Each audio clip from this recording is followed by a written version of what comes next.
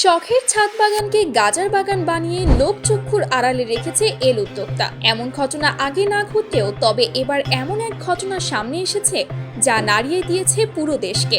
আপনি কখনো ভাবতে পারবেন না বাগানের নামে কি করছে এই উদ্যোক্তা। যে ছাদে সাধারণত ফল ফুল বা সবজি চাষ করা হয় সেখানে গাঁজা চাষ করা হতে পারে। তবে এমনই একটি ঘটনা ঘটেছে নরসিংদীর বাসাইল এলাকায়, যেখানে ছাদে গাঁজা চাষ করা হয়েছিল, তাও মাত্র একটি নয়, 15টি গাঁজা গাছ।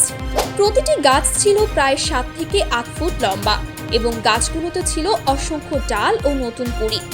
দূর থেকে দেখলে ছাদের সবুজের এক অপূর্ব সমারোহ মনে হতো, কিন্তু যখন কাছ থেকে খেয়াল করা হলো তখন দেখা গেল এটি কোনো সাধারণ গাছ নয়, এটি গাঁজা গাছ। গাঁজা চাষ আইনত নিষিদ্ধ এবং এমন ধরনের চাষ করা শাস্তিযোগ্য অপরাধ।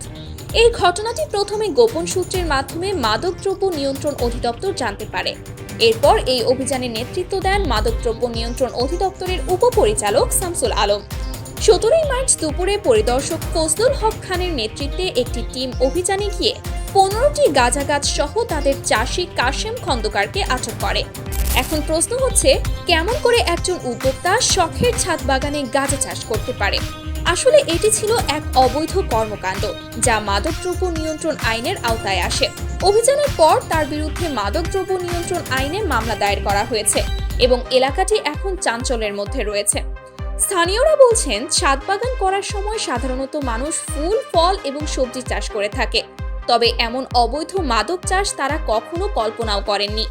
এলাকাবাসী শঙ্কিত, কারণ যদি এইভাবে আরও কেউ ছাদে গাঁজা চাষ শুরু করেন তাহলে তা সমাজের জন্য বড় ধরনের ক্ষতির কারণ হতে পারে।